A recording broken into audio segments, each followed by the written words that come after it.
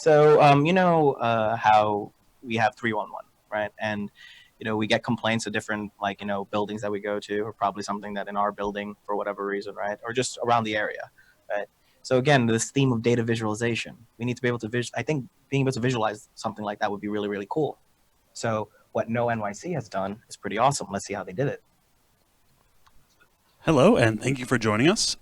My name is Noah, and with Svetlana, Daniel, and Jennifer, we developed KnowNYC. We leveraged New York City's public service non-emergency hotline database to create a 311 data visualization map that allows users to see 311 incident reports from the borough of Manhattan since 2017. We literally give you the 311.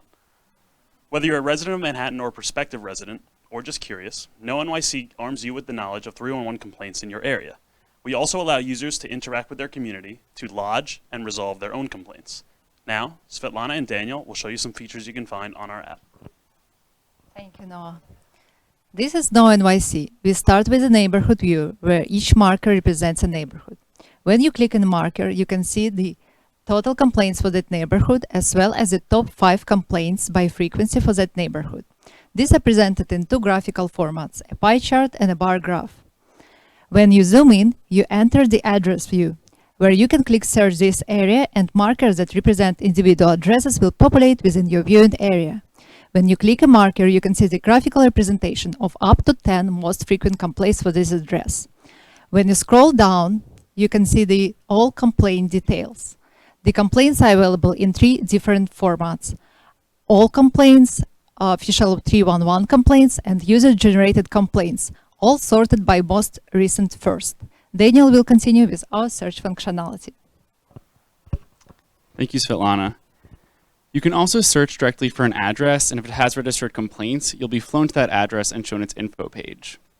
While you can browse the map as a guest, as a logged-in user, you also have the ability to set a home address. This address will be associated with your user profile, and you'll be flown to that address by clicking on the airplane button on the sidebar. Both guests and users have the ability to add their own complaints to the site. All they have to do is go to the user complaint section of the pop-up and click on the add button. Once this complaint is completely filled out and submitted, it will be seen on the user complaint section of the pop-up as well as the all complaints section of the pop-up. Any user who subscribed to this address will then receive a notification email with information about this new complaint.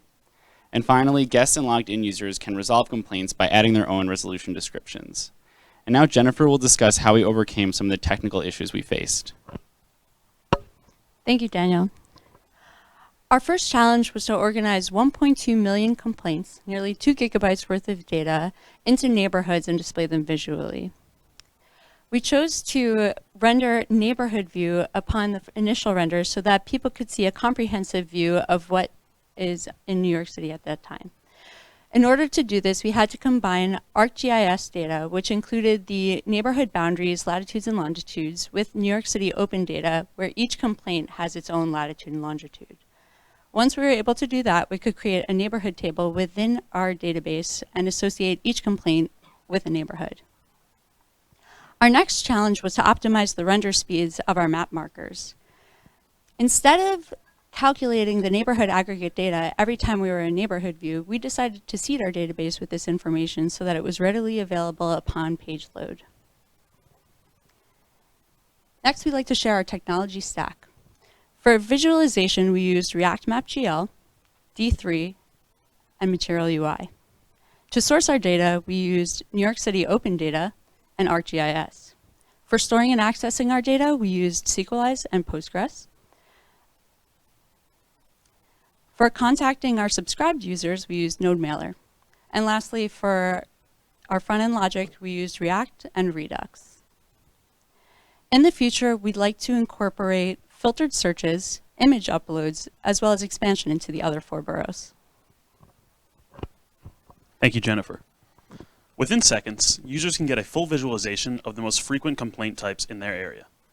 We give our users a platform to make better informed housing decisions, as well as a public forum to share their own tenant experiences. We invite you to explore our app so that you can stay in the know. NYC. Thank you.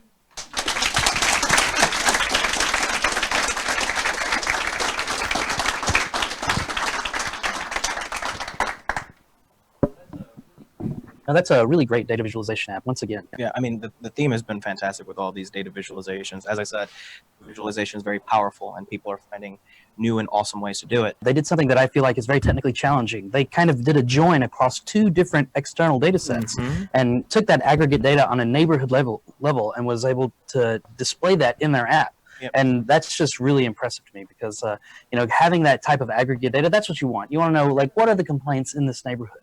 Yeah, you know, sometimes it's nice to, you know, see what are the complaints in a borough, but like that's a little, too general. Yeah. But if you're like, oh, well, you know, what about my neighborhood, or what about this neighborhood I'm moving to? What are the main complaints there? Yeah. So that's a really great addition. Yeah, absolutely. I mean, working with data is hard, but then combining two different APIs, that's even more difficult. And again, 3 weeks. That's it. There you go. Yeah.